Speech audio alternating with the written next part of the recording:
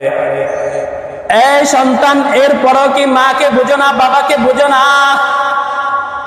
সন্তান প্রবাস থেকে ফোন দিয়েছে, বাবা 27 রমজানে সন্তান বাবাকে মাকে ফোন দিয়েছে, মা ঈদের মার্কেট করবেন না, আমি প্রবাস থেকে মার্কেট করে নিয়ে আসতেছি, আর আগামীকাল আপনাদের সাথে আমি সাহারি খাবো একসাথে, আমি রাতের 1টা 2টায় বিমানবন্দরে নেমে যাব, আপনারা কষ্ট করে আসা লাগবে না, আমি সন্তান নিজে গাড়ি করে চলে আসবো বাড়িতে।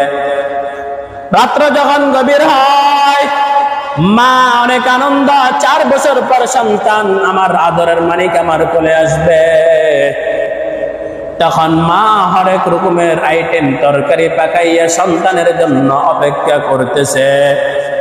ঘড়ির কাঁটার দিকে তাকায় দেখতেছে, হঠাৎ করে ঘড়ির কাঁটাটা টুকটুক করে করে 3টায় গিয়ে দাঁড়িয়ে গিয়েছে। সাহরির সময় হয়ে গিয়েছে, সন্তান এখনো ঘরে আসার কোনো খবর নাই।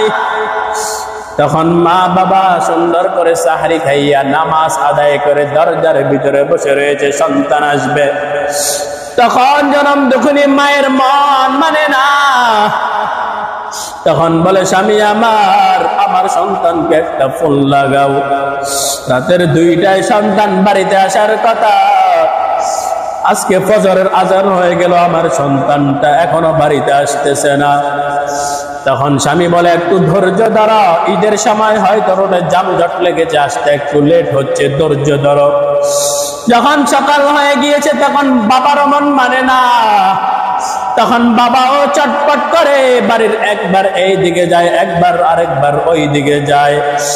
যখন 10টা বেজে গিয়েছে তখন বাবা মায়ের একজনেরও মন আর মানে না, না জানি আমার সন্তান কোনো বিপদে পড়ে গিয়েছে।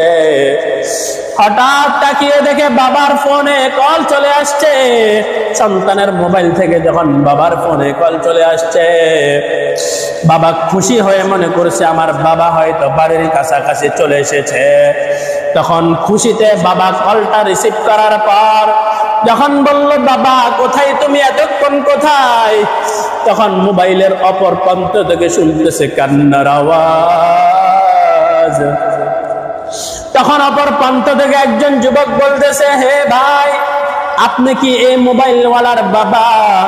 তখন বলল, হ্যাঁ আমি এই মোবাইলওয়ালার বাবা, তবে তুমি তো আমার সন্তান না, কারণ আমি তো আমার সন্তানের গলা চিনি, এই গলা তো আমার সন্তানের না, আমার সন্তান কোথায়? তখন বলতেছে তোমার সন্তান গাড়িতে করে যখন বাড়ির উদ্দেশ্যে রওনা, প্রতিমধ্যে গাড়িটা অ্যাক্সিডেন্ট করে ফেলেছে। অ্যাক্সিডেন্ট করার পর ঘটনাক্রমে অনেক যুবক দুনিয়া থেকে বিদায় নিয়ে চলে গিয়েছে। তুমি বাবা কি শুনো নাই? তুমি এখনো কিভাবে ঘরে শুয়ে থাকতে পারো? তাড়াতাড়ি আসো, আমি তোমার সন্তানের মোবাইলটা রোডের পাশে পেয়েছি, এই জন্য কল লিস্টে তোমার নাম্বার পেয়েছি, এই জন্য আগে তোমাকে ফোন দিয়েছি, আসো এসে দেখো তোমার সন্তান কোথায়, তোমার সন্তানের কোন হালত। তখন বাবা দৌড়াইয়া রওনা, এই দিক দিয়ে মা মনে করতেছে আমার সন্তান চলে এসেছে, রিসিভ করার জন্য তার বাবা এগিয়ে যাচ্ছে। তখন মা বলে, সন্তান তোরা কই এসো, এইদিকে আসো, তাড়াতাড়ি সুন্দর বিছানা বিছাও, বালিশের কভারগুলো লাগাও। কেউ কে বলে যাও সুন্দর করে গরম পানি করো, আমার সন্তান দীর্ঘ 4 বছর পর আমার কোলে আসবে, গোসল করবে। তখন বাবা ওই অ্যাক্সিডেন্ট স্পটে গিয়ে দেখে অনেকগুলো যুবকের লাশ সারিবদ্ধভাবে সাদা কাপড় দিয়ে ঢাকা দিয়ে রাখছে। তখন বাবা কৌতূহল মনে নিয়ে একটা একটা ঢাকনা উল্টাইতেছে, কাপড় উল্টাইতেছে, উল্টাইতে শেষ পর্যায়ে যখন গিয়েছে, পর্দাটা যখন তুললো, দেখতেছে তার আদরের মানিক ওই লাশের ভিতরে শামিল হয়ে গিয়েছে। তখন বাবা হাউমাউ করে চিৎকার দিছে, রে সন্তান, এই ঈদের মার্কেটের খবর নিয়ে আমাদেরকে দিয়েছ, মার্কেট ঠিক আমাদের কাছে এসেছে, কিন্তু তুমি সন্তান আমাদের বুকে আর আসো নাই। ওই দিক দিয়ে তোমার মা, তোমার ভাই বোন কত আনন্দ তোমার জন্য কত কিছু রেডি করে রেখেছে। দীর্ঘ 4 বছর পর তুমি বাড়িতে এসেছো, সবাই অনেক খুশি হয়ে রয়েছে। আজকে আমি তোমার মাকে কি জবাব দিব রে সন্তান? আলহামদুলিল্লাহিল আকরামিল্লাযী খালাকাল ইনসানা ওয়া কাররাম وعلمه من البيان ما لم يعلم فسبحان الذي لا يحصى امتنانه باللسان ولا بالقلم ونشهد أن لا إله إلا الله وحده لا شريك له ونشهد أن سيدنا وسندنا وحبيبنا وحبيب قلوبنا ومولانا محمدا عبده ورسوله صلى الله تعالى عليه وعلى آله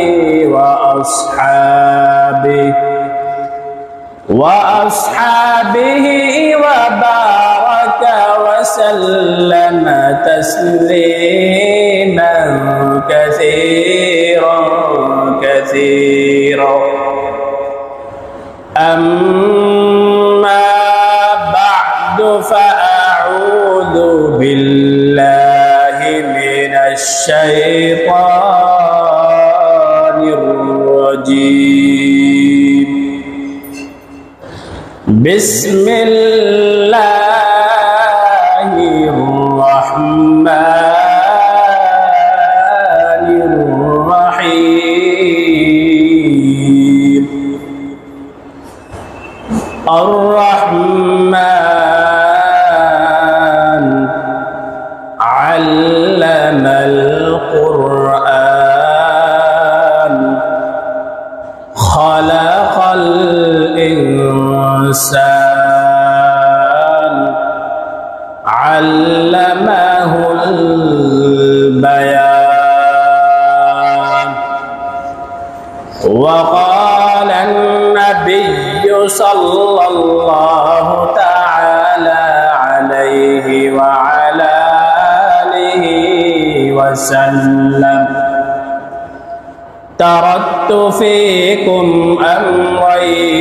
أمرين لن تضلوا تمسكتم بهما كتاب الله وسنة رسوله أو كما قال النبي عليه الصلاة والسلام اللهم صل على روح محمد في الأرواح وعلى جسد محمد في الأجساد وعلى قلب محمد في القلوب وعلى قبر محمد في القبور بلغ العلا بكماله كشف الدجى بجماله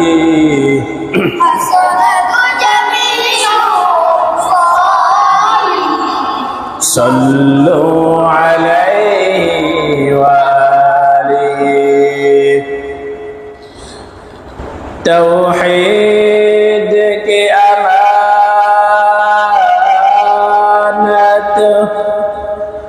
सीनों में है हमारा आसान है मिटाना नामो निशा हमारा बलगल उला बिकमालिही कशफत तुजा बिजमालिही हसनत जमीउ खिसालिही सल्लु अलैहि व आलिहि सुब्हानक ला इल्म लना इल्ला मा अल्लमतना इन्नका अंतल अलीमुल हकीम। मोमिन जो फिदा नक्श कफ़े पाए नबी हो, मोमिन जो फिदा नक्श कफ़े पाए नबी हो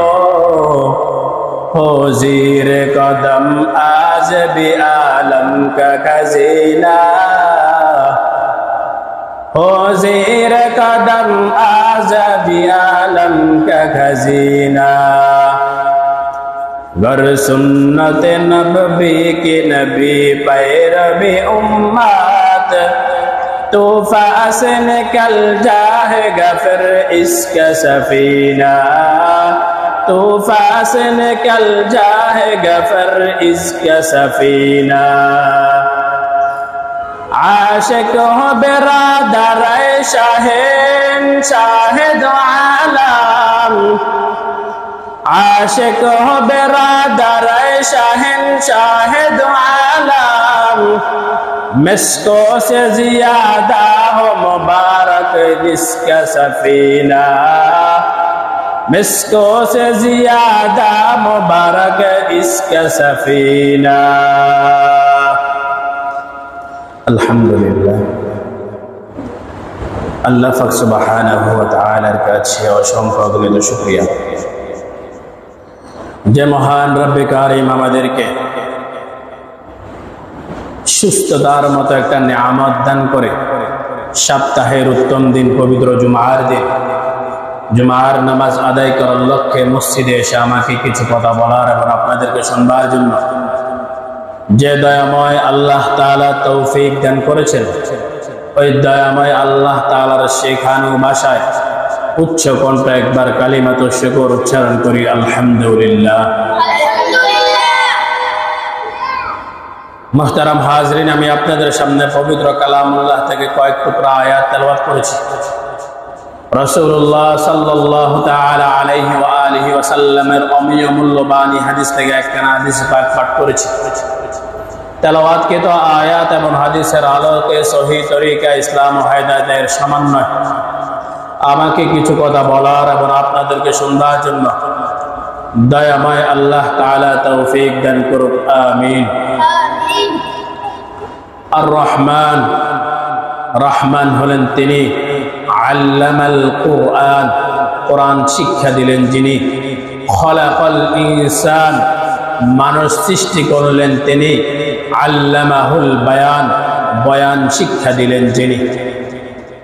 রাসূলুল্লাহ সাল্লাল্লাহু তাআলা আলাইহি ওয়া আলিহি ওয়াসাল্লাম হাদিস শরীফের ভিতরে বলেন, তারাক্তু ফীকুম আমরাইন লান তাদিল্লু তামাসসাকতুম বিহিমা কিতাবাল্লাহি ওয়া সুন্নাত রাসূলিহি। বিদায় বেলায় নবী বলে, উম্মত আমি চলে যাচ্ছি, এই ভূখণ্ডের পৃথিবীতে আমি নবী আর আসবো না, আমার পরেও আর কোনো নবী আসবে না, তবে আমি বিদায় কালে তোমাদের জন্য দুটো জিনিস রেখে যাচ্ছি। বান্দা তুমি এই দুইটা জিনিসকে যদি আঁকড়িয়ে ধরে রাখতে পারো, শক্ত করে ধরে রাখতে পারো, আমি কসম করে বলতে পারি কিয়ামত পর্যন্ত কোন বেঈমান তোমাদেরকে ধ্বংস করতে পারবে না, কোন বেঈমান তোমাদেরকে পথভ্রষ্ট করতে পারবে না। এক নাম্বার হলো কিতাবুল্লাহ, আল্লাহ তাআলার কিতাব। দুই নাম্বার হলো সুন্নাত রাসূল, রাসূলের সুন্নাহ। এই হলো আয়াত এবং হাদিসের সংক্ষিপ্ত তরজমা। মুহতারাম হাজিরিন, আল্লাহ তাআলা তার বর্ণনা সূরাতুল ইখলাসের মাধ্যমে তার বর্ণনা দিয়েছেন এবং সে উম্মতদের বান্দাদের প্রতি কি কি ইহসান করেছেন, বান্দাদেরকে কি কি দান করেছেন, এই সম্পর্কে বর্ণনা দিয়েছেন সূরাতুর রহমান, যেটা আমাদের সকলের সুপরিচিত সূরা, সূরাতুর রহমান। কাল কিয়ামতের দিন আল্লাহ পাক সুবহানাহু ওয়া তাআলা বিশাল বড় একটা মাহফিলের আয়োজন করবে। ওই মাহফিলের আয়োজন করে একটা বিশাল বড় স্টেজ করবে। ওই স্টেজের ভিতরে বিশেষ অতিথি থাকবে পৃথিবীর সকল নবীরা, আর প্রধান অতিথি থাকবে আকায়ে নামদার মদিনা কা তাজদার সরকার দো আলম জনাব মুহাম্মদ মুস্তাফা সাল্লাল্লাহু আলাইহি ওয়াসাল্লাম। আর ওই মাহফিলের সভাপতি থাকবেন স্বয়ং আল্লাহ তাআলা নিজেই। ওই মাহফিল যখন শুরু হয়ে যাবে, কিয়ামতের মাঠে ওই মাহফিলে হযরত দাউদ আলাইহিস সালাতু ওয়াস সালামকে আল্লাহ তাআলা আদেশ দিবেন, হে দাউদ, তুমি তোমার সুররিত কণ্ঠে কোরআন তেলাওয়াত করে শোনাও। তখন হযরত দাউদ আলাইহিস সালাতু ওয়াস সালাম তার সুররিত কণ্ঠে ময়দানে যত মানুষ থাকবে সবাইকে তার সুররিত কণ্ঠে তেলাওয়াত করে শোনাবেন। হযরত দাউদ আলাইহিস সালাতু ওয়াস সালামের তেলাওয়াত শেষে আল্লাহ তাআলা বলবেন, হে প্যারা বন্ধু, হে সরকার দো আলম, হে জনাব মুহাম্মদ মুস্তাফা সাল্লাল্লাহু তাআলা আলাইহি ওয়া আলিহি ওয়াসাল্লাম, আমি আপনার উপরে কি নাজিল করেছি? কোরআন নাজিল করেছি। আপনি পুরা কোরআন থেকে সূরাতুল ইয়াসিন যে সূরাটা রয়েছে, আপনি আপনার বান্দাদের উম্মতদেরকে সূরাতুল ইয়াসিন তেলাওয়াত করে শোনান। তখন আমার আপনার নবী, বিশ্ব নবী জনাব মুহাম্মদ মুস্তাফা সাল্লাল্লাহু আলাইহি ওয়াসাল্লাম সবাইকে ওই ময়দানে তার সুররিত কণ্ঠে সূরাতুল ইয়াসিন তেলাওয়াত করে শোনাবেন। যখন রাসূলুল্লাহ সাল্লাল্লাহু তাআলা আলাইহি ওয়া সাল্লামের তেলাওয়াত শেষ হয়ে যাবে, তখন আল্লাহ তাআলা নিজেই তার আসনে বসে নিজেই তার কণ্ঠে সুররিত কণ্ঠে সূরাতুর রহমান তেলাওয়াত করে বান্দাদেরকে শোনাইবেন। সুবহানাল্লাহ। সে নিজেই বলবে, আমরা দুনিয়াতে কিভাবে পড়ি সূরা রহমান, কিভাবে পড়ি আর রহমান। আর ওই দিন কিয়ামতের মাঠে আল্লাহ তাআলা বলবেন, আনার রহমান। দুনিয়াতে তোমরা শুধু রহমান রহমান রহমান নাম শুনেছো, তবে রহমানের তেলাওয়াত শুনো নাই। আজকে রহমানের তেলাওয়াত শুনো। আর রহমান, আনার রহমান, আমি হলাম রহমান, যিনি আল্লামাল কোরআন, কোরআন শিক্ষা দিয়েছি। খলাকাল ইনসান, আমি মানুষ সৃষ্টি করেছি। আল্লামাহুল বায়ান, মানুষদেরকে বয়ান শিক্ষা দিয়েছি। আমি সেই রহমান, আনার রহমান। তাহলে কেমন মজা লাগবে ওই ময়দানে। তাহলে আল্লাহ তাআলা রহমানের মুখ থেকে তেলাওয়াত শুনতে রাজি আছেন তো? ইনশাআল্লাহ। যদি ওই রহমানের মুখে যদি তেলাওয়াত শুনতে চান, তাহলে দুনিয়া থেকে প্রস্তুতি নিতে হবে। ওই কিয়ামতের মাঠের মাহফিলের জন্য এই দুনিয়া থেকে কি নিতে হবে? প্রস্তুতি নিতে হবে। ওই ময়দানের মাহফিলের শ্রোতার জন্য এখন থেকে প্রস্তুতি গ্রহণ করুন। মেরা মুহতারাম হাজিরিন, তাহলে আমার আপনার নবী ওই কিয়ামতের মাহফিলে কি থাকবে? প্রধান অতিথি। কি থাকবে? প্রধান অতিথি। সাহাবায়ে কেরাম আজমাইন, আম্মাজান আয়েশা সিদ্দিকা রাদিয়াল্লাহু তাআলা আনহাকে রাসূল সাল্লাল্লাহু তাআলা আলাইহি ওয়া আলিহি সাল্লামের আদর্শ সম্পর্কে, জীবন সম্পর্কে প্রশ্ন করলেন। তখন আয়েশা সিদ্দিকা রাদিয়াল্লাহু তাআলা আনহা বললেন যে, তোমরা কি কোরআন পড়ো না? তোমরা কি কোরআন দেখো না? যে বলে, হ্যাঁ আমরা তো কোরআন পড়ি এবং কোরআন দেখি। বললো, এই কোরআন হলো রাসূলের আদর্শ, এই কোরআন হলো রাসূলের শিক্ষা। মানে মুহতারাম হাজিরিন, তাহলে আল্লাহ তাআলা পৃথিবীর জমিনে কোরআন নাজিল করেছেন কয়টা? দুইটা। কয়টা? দুইটা। একটা হলো থিওরিক্যাল, একটা হলো প্র্যাকটিক্যাল। একটা হলো কি?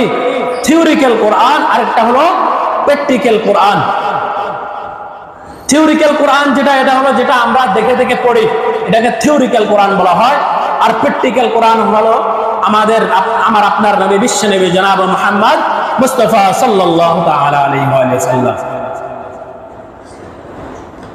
মেরে মুহতারাম হাজিরিন, তাহলে আমাদের এখানে একটা প্রশ্ন জাগতে পারে, আল্লাহ তাআলা যে সূরাতুর রহমানের আর রহমান, আনার রহমান বলার পর আল্লামাল কোরআন বলেছেন, যে আমি আগে কি দিয়েছি? কোরআন শিক্ষা দিয়েছি। এরপরে বলেছেন খলাকাল ইনসান, আমি মানুষ সৃষ্টি করেছি। বলেন তো দেখি, মানুষ কোরআন আগে শিক্ষা দিয়েছে নাকি মানুষ আগে সৃষ্টি করেছে? মানুষ সৃষ্টি করেছে। মানুষ যদি সৃষ্টি না হয়, আপনি কিভাবে ডক্টর হবেন? কিভাবে আপনি প্রফেসর হবেন? কিভাবে আপনি মন্ত্রী হবেন? কিভাবে আপনি ব্যারিস্টার হবেন? কিভাবে আপনি আলেম হবেন, মুফতি হবেন, মুহাদ্দিস হবেন? কিভাবে আপনি শাইখুল হাদিস হবেন? কিভাবে আপনি বক্তা হবেন? আগে আপনি দুনিয়াতে আসতে হবে, এরপরে কোরআন শিখতে হবে। তাহলে কি আল্লাহ তাআলা যে আগে বলেছেন যে আমি আগে কোরআন শিক্ষা দিয়েছি, পরে মানুষ সৃষ্টি করেছি, তাহলে কি কোরআন মিথ্যা? আমরা যে ধারণা করতেছি, আমাদের ধারণা কি মিথ্যা? না, আমাদের ধারণাও ঠিক, কোরআনের ধারণাও ঠিক। তবে এখানে একটা কথা আছে, আল্লাহ তাআলা বান্দাকে বুঝাইতে চাইছে যে মানুষের ঘরে জন্ম নিলে মানুষ হওয়া যায় না। মানুষের ঘরে জন্ম নিলে কি হওয়া যায় না? মানুষ হওয়া যায় না। মানুষের ঘরে জন্ম নেওয়ার পর যদি কোরআনের বিধান যদি মানতে পারো, রাসূলের সুন্নাহ যদি মানতে পারো, তাহলে তোমাকে মানুষ বলা হবে, তাহলে তোমাকে মুসলমান বলা হবে। আর যদি তুমি কোরআনও মানো না, রাসূলের সুন্নাহ মানো না, তাহলে তুমি মানুষের ঘরে জন্ম নেওয়ার পর তুমি মানুষ হতে পারো না। এই জন্যই আল্লাহ তাআলা বলেছেন আমি আগে কোরআন শিক্ষা দিয়েছি, পরে আমি মানুষ সৃষ্টি করেছি। উদাহরণ দিলে বুঝতে পারবেন, ভুল বুঝবেন না। আমার আপনার নবী জনাবে মুহাম্মদ মুস্তাফা সাল্লাল্লাহু তাআলা আলাইহি ওয়া সাল্লাম, বলেন তো দেখি, আমার নবীর যে দুইটা চোখ আছে, আবু জাহেলের কি দুইটা চোখ নাই? আমার নবীর দুইটা কান আছে, আবু জাহেলের কয়টা কান? দুইটা কান। আমার নবীর দুইটা হাত আছে, আবু জাহেলের কয়টা হাত আছে? দুইটা হাত আছে। আমার নবীর একটা নাক আছে, আবু জাহেলের কয়টা আছে? একটাই আছে। তাহলে শরীরের আকৃতির দিক দিয়ে রাসূল এবং আবু জাহেল একই, দেখতে একই, আকৃতি একই, কিন্তু আমার আপনার নবী জনাবে মুহাম্মদ মুস্তাফা সাল্লাল্লাহু তাআলা আলাইহি ওয়া সাল্লামের নাম যখন আমরা উচ্চারণ করি, আমরা তখন কি করি? রাসূলের শানে দুরূদ প্রেরণ করি সাল্লাল্লাহু আলাইহি ওয়াসাল্লাম। এটা পড়াটা ওয়াজিব হয়ে গিয়েছে বান্দার উপর, উম্মতের উপরে। আর যখন আবু জাহেলের নাম পড়ে শুনি আমরা, তখন আমরা কি পড়ি? লানাতুল্লাহ, আল্লাহর লানত তার উপর বর্ষিত হোক। রাসূলের নাম পড়া শোনার পর কি পড়ি? সাল্লাল্লাহু আলাইহি ওয়াসাল্লাম। আর আবু জাহেলের নাম শোনার পর কি পড়ে? লানাতুল্লাহ, আল্লাহর লানত বর্ষিত হোক। আর যদি এটা না পারি তাহলে কি বলি? আস্তাগফিরুল্লাহ। এটাও যদি না পারি, এটা বলি যে আল্লাহর গজব তার উপর নাজিল হোক। তাহলে পার্থক্য আছে তো? মানুষের ঘরে জন্ম নিলে যে মানুষ হওয়া যায় না, বুঝতে পেরেছেন? আল্লাহ পাক সুবহানাহু ওয়া তাআলা আমাদের সবাইকে সহিহ সহিহ বুঝদান করুক, আমিন। মুহতারাম হাজিরিন, রাসূলের আদর্শ কত সুন্দর আদর্শ। আল্লাহ তাআলা কোরআনুল কারীমের ভিতরে বলেন, ওয়ামা আরসালনাকা ইল্লা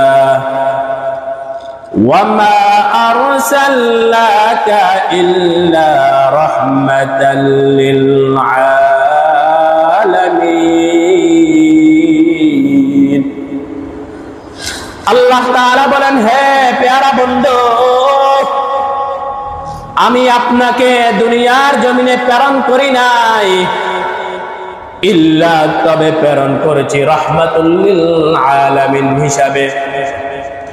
কেমন মায়ের নবী আমার, কেমন আদর্শ আমার নবীর, যেই নবীর মা নাই, যেই নবীর বাবা নাই, ওই নবীর আদর্শ দেখে আফ্রিকার বেলাল নবীর হাতে হাত রেখে ইসলাম ধর্ম গ্রহণ করে ফেলেছেন। ইসলাম ধর্ম গ্রহণ করার পর বেলালের কোনো টাকা নাই, কোনো পয়সা নাই, অভাবী হয়ে গিয়েছেন। তখন তিনি উমাইয়া ইবনে খালফের বাড়িতে দাসত্ব করেছেন, কাজ করে করে নিজের জীবন পরিচালনা করতেছেন। হঠাৎ একদিন উমাইয়া ইবনে খালফ তাকায় দেখতেছেন বেলালের মুখ লড়তেছে, ঠোঁট লড়তেছে। তখন উমাইয়া ইবনে খালফ বলে, হে বেলাল, তুমি ঠোঁট নাড়ে নাড়ে কি বলতেছ? তখন বলতেছে, আমি আল্লাহর জিকির করতেছি। তখন উমাইয়া ইবনে খালফ বলে, আল্লাহকে? তখন বলল, আমি আর তোমাকে যিনি সৃষ্টি করেছেন তিনি আমার রব।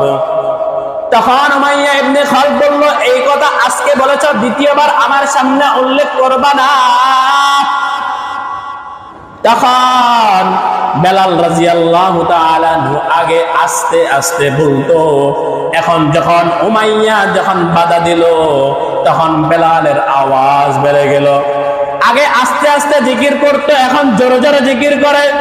দেখবেন তাওহীদি জানা থেকে যখন ইসলামের বিরুদ্ধে কথা বলার কারণে তারা যখন ইসলামের পক্ষে যারা যখন মিছিলে নামে, যখন বাতিল বেঈমানরা যদি মুখ চাপা দিয়ে ধরতে চায়, তখন তাওহীদি জনতার আওয়াজ আর উচ্চ কণ্ঠে বেড়ে যায়।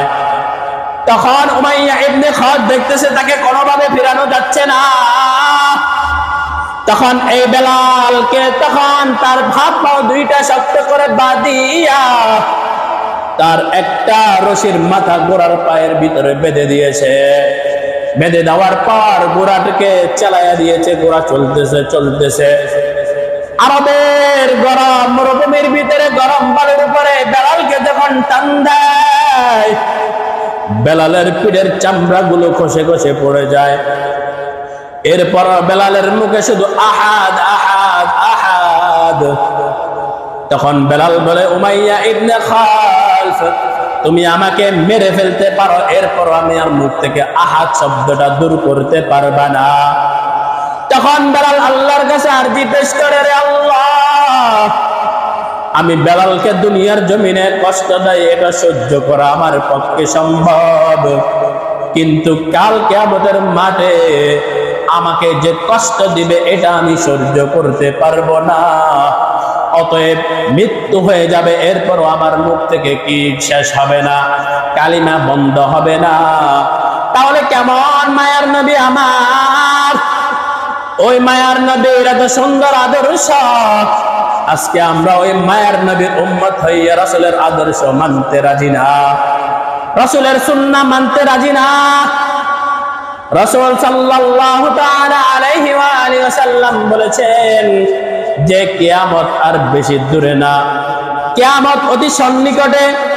কিছু লক্ষণ রয়েছে, যে লক্ষণগুলো দেখলে বান্দা তোমরা বুঝতে পারবা যে কিয়ামত অতি সন্নিকটে চলে আসছে।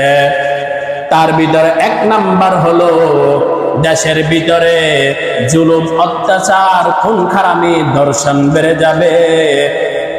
2 নাম্বার হলো সন্তানরা তাদের পিতামাতার অবাধ্য হয়ে যাবে, তাদের পিতামাতার উপর অত্যাচার শুরু করবে, কঠোরতা শুরু করবে। 3 নাম্বার হলো আমানতের খেয়ানত শুরু হয়ে যাবে। 4 নাম্বার বান্দা দেখবা অল্প শিক্ষিত লোকেরা বা একদম অশিক্ষিত লোকেরা বড় বড় এমপি মিনিস্টার হয়ে যাবে, নেতা নির্বাচিত হয়ে যাবে। অন্যদিকে খেয়াল করবা যারা একদম নিচু মানের মানুষ, তারা দেখবা গরিবরা বড় বড় উঁচু উঁচু প্রাসাদ গড়তে শুরু করবে। সমাজের ভিতরে যারা অশিক্ষিত মূর্খ তারা নেতৃত্ব দেওয়া শুরু করবে। এই লক্ষণগুলো যখন দেখবা তখন বুঝবা কিয়ামত অতি সন্নিকটে। তাহলে যে রাসূল যে লক্ষণগুলো বলে দিয়েছেন ওই লক্ষণগুলো আমাদের সমাজের সাথে মিলে কি মিলে না? অবশ্যই মিলে যাচ্ছে। তাহলে কিয়ামত আর বেশি দূরে না। ওই লক্ষণের ভিতরে একটা লক্ষণ হলো সন্তানরা মা বাবার সাথে কি করবে? খারাপ ব্যবহার করবে, মা বাবাদের অবাধ্য হবে। আল্লাহর রাসূল হাদিসের ভিতরে বারবার মা বাবার কথা উল্লেখ করেছেন। আল্লাহ তাআলা নিজেও কুরআনুল কারীমের ভিতরে বারবার মা বাবার কথা উল্লেখ করেছেন। এই মুসলমান আল্লাহর গোলাম, কেন এত মা বাবার কথা উল্লেখ করতেছেন? কারণ মা বাবার দোয়া ছাড়া বান্দা তুমি কি পাবা না? জান্নাত পাবা না। যাদের মা নাই, যাদের বাবা নাই, তাদেরকে জিজ্ঞাসা করো মা বাবা কতটা মূল্য, কতটা রত্ন। এই মুসলমান আল্লাহর গোলাম, যাদের মা নাই, যাদের বাবা নাই, আজকে মসজিদ থেকে নামাজ আদায় করার পর যারা বাড়িতে যাবে, কেউ দেখবে তাদের মা দাঁড়িয়ে আছে দরজায়, দরজাটা খুলে দেওয়ার জন্য। কেউ দেখবে তাদের বাবা দাঁড়িয়ে আছে তাদের সন্তানকে রিসিভ করে নেওয়ার জন্য। কিন্তু এই পৃথিবীতে, এই সমাজে এমন কিছু সন্তান আছে যাদের মা নাই, যাদের বাবা নাই। ওই সন্তানের জন্য তাদের মা দরজা খোলার জন্য আর দাঁড়াবে না, তাদের বাবাও তাদের সন্তানকে রিসিভ করার জন্য দাঁড়াবে না। এই জন্য সন্তান আমরা বারবার আপনাদেরকে বুঝাইতেছি, মা বাবার খেদমত করো। উলামায়ে কেরামরা মাঠে ময়দানে বারবার আপনাদেরকে বুঝাইতেছে, এরপরও বুঝতেছেন না।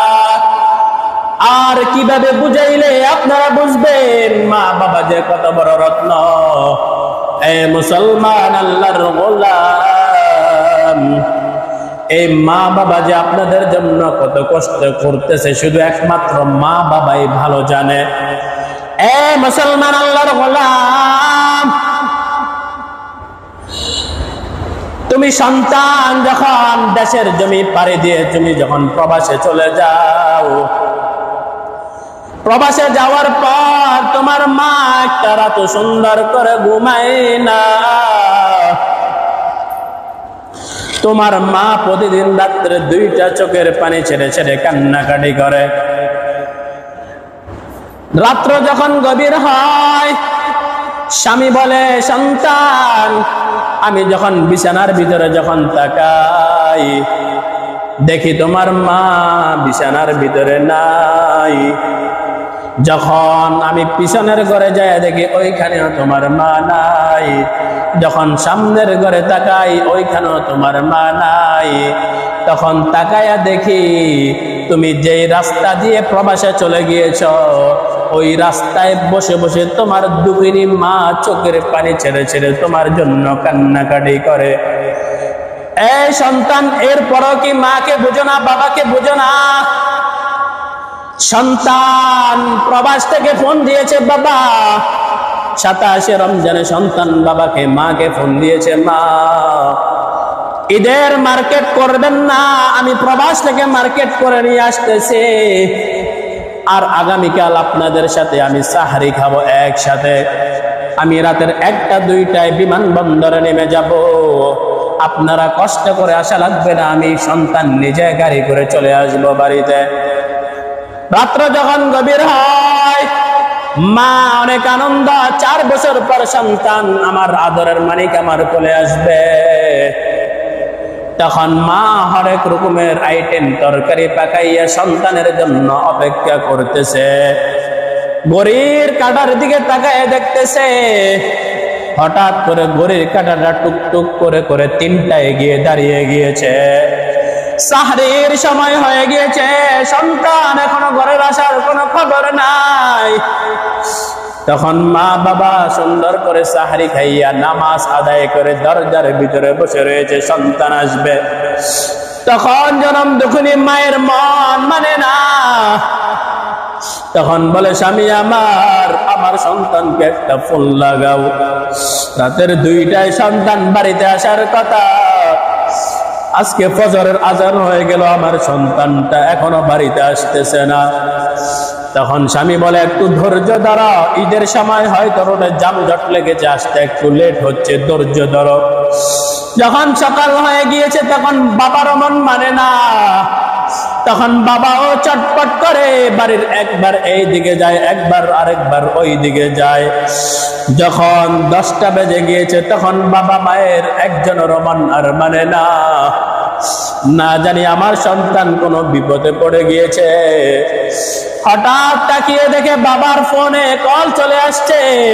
সন্তানের মোবাইল থেকে যখন বাবার ফোনে কল চলে আসছে, বাবা খুশি হয়ে মনে করছে আমার বাবা হয়তো বাড়ির কাছাকাছি চলে এসেছে। তখন খুশিতে বাবা কলটা রিসিভ করার পর যখন বলল, বাবা কোথায় তুমি, এতক্ষণ কোথায়? তখন মোবাইলের অপর প্রান্ত থেকে শুনতেছে কান্নার আওয়াজ। তখন অপর প্রান্ত থেকে একজন যুবক বলতেছে, হে ভাই, আপনি কি এই মোবাইলওয়ালার বাবা? তখন বলল, হ্যাঁ আমি এই মোবাইলওয়ালার বাবা। তবে তুমি তো আমার সন্তান না, কারণ আমি তো আমার সন্তানের গলা চিনি, এই গলা তো আমার সন্তানের না, আমার সন্তান কোথায়? তখন বলতেছে, তোমার সন্তান গাড়িতে করে যখন বাড়ির উদ্দেশ্যে রওনা, প্রতিমধ্যে গাড়িটা অ্যাক্সিডেন্ট করে ফেলেছে। অ্যাক্সিডেন্ট করার পর পর ঘটনাক্রমে অনেক যুবক দুনিয়ার থেকে বিদায় নিয়ে চলে গিয়েছে। তুমি বাবা কি শুনো নাই? তুমি এখনো কিভাবে ঘরে শুয়ে থাকতে পারো? তাড়াতাড়ি আসো, আমি তোমার সন্তানের মোবাইলটা রোডের পাশে পেয়েছি, এই জন্য কল লিস্টে তোমার নাম্বার পেয়েছি, এই জন্য আগে তোমাকে ফোন দিয়েছি। আসো, এসে দেখো তোমার সন্তান কোথায়, তোমার সন্তানের কোন হালত। তখন বাবা দৌড়াইয়া রওয়ানা। এই দিক দিয়ে মা মনে করতেছে আমার সন্তান চলে এসেছে, রিসিভ করার জন্য তার বাবা এগিয়ে যাচ্ছে। তখন মা বলে, সন্তান তোরা কই এসো, এইদিকে আসো, তাড়াতাড়ি সুন্দর বিছানা বিছাও, বালিশের কভার গুলো লাগাও। কেউ কে বলে যাও সুন্দর করে গরম পানি করো, আমার সন্তান দীর্ঘ 4 বছর পর আমার কোলে আসবে, গোসল করবে। তখন বাবা ওই অ্যাক্সিডেন্ট স্পটে গিয়ে দেখে অনেকগুলো যুবকের লাশ সারিবদ্ধভাবে সাদা কাপড় দিয়ে ঢাকা দিয়ে রাখছে।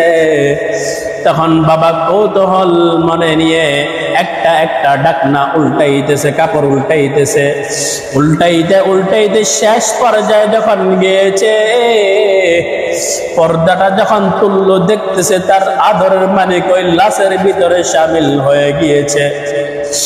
তখন বাবা হাউমাউ করে চিৎকার দিছে, রে সন্তান, এই ঈদের মার্কেটের খবর নিয়ে আমাদেরকে দিয়েছ, মার্কেট ঠিক আমাদের কাছে এসেছে, কিন্তু তুমি সন্তান আমাদের বুকে আর আসো নাই। ওই দিক দিয়ে তোমার মা, তোমার ভাই বোন কত আনন্দ, তোমার জন্য কত কিছু রেডি করে রেখেছে। দীর্ঘ 4 বছর পর তুমি বাড়িতে এসেছো, সবাই অনেক খুশি হয়ে রয়েছে। আজকে আমি তোমার মাকে কি জবাব দিব রে সন্তান? কি করলি আজকে? ঈদের আনন্দটাও আমাদেরকে শেষ করে দিলা। তখন বাবা কান্না জড়িত চক্ষু নিয়ে তার সন্তানকে অ্যাম্বুলেন্সের ভিতরে যখন উঠাইয়া যখন বাড়ির আঙ্গিনায় নিয়ে আসলো, ওই যে জনম দুঃখিনী মা এখনো পর্যন্ত রাস্তায় বসে আছে সন্তানের জন্য। তখন মা তাকায় দেখতেছে হঠাৎ গাড়ি আসতেছে বাড়িতে। তখন মা খুশি হয়ে গেছে, তোরা কে কই আছো, আয় আয়, আমার সন্তান বাড়িতে চলে এসেছে, মালা নিয়ে আসো, আমার সন্তানকে মালা দিয়ে আমরা গ্রহণ করে নিব। হঠাৎ মা তাকায় দেখে বাড়ির ভিতরে যে গাড়িটা আসতেছে, ওই গাড়িটা কোনো সাধারণ গাড়ি না, ওই গাড়িটা একটা অ্যাম্বুলেন্সের গাড়ি। ওই গাড়িটা অ্যাম্বুলেন্সের আওয়াজ দিয়ে হুইসেল দিয়ে দিয়ে বাড়ির ভিতরে ঢুকতেছে।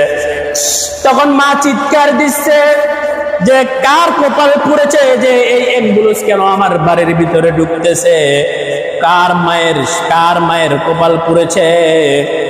তখন যখন এই গাড়িটা যখন বাড়ির উঠানে চলে আসলো, যখন গাড়ির ডালাটা যখন খুলে দিল, জনম দুঃখিনী মা তাকায় দেখে তার আদরের মানিকটা ওই গাড়ির ভিতরে ঘুমিয়ে আছে।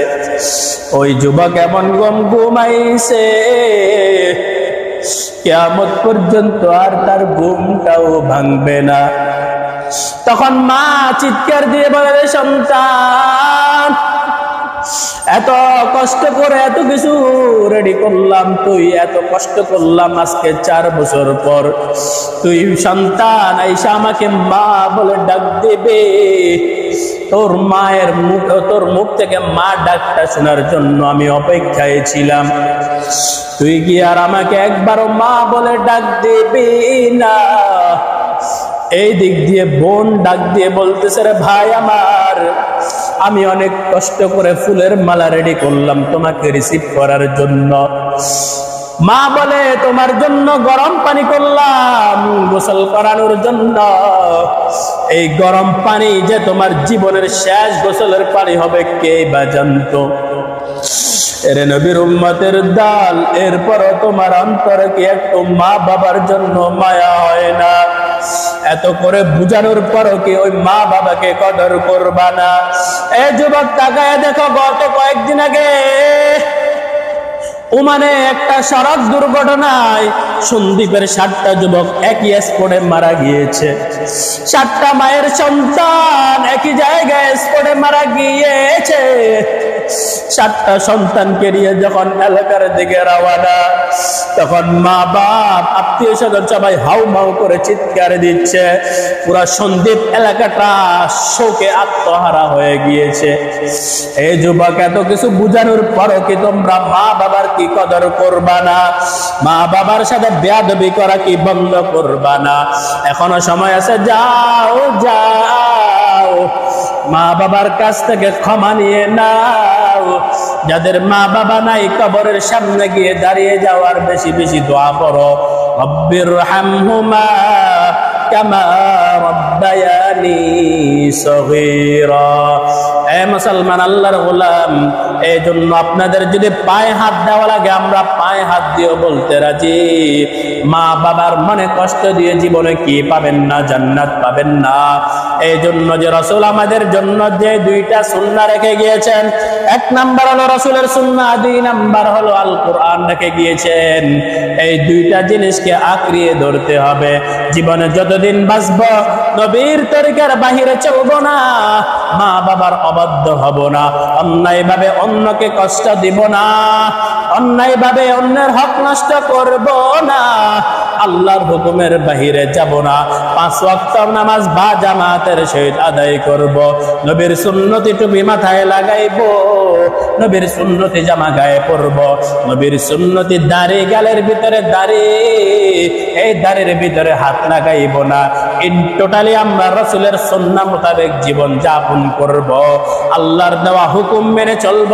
যদি চলতে পারি, দুনিয়াও আমাদের কামিয়াবি, আখিরাতও আমাদের কামিয়াবি।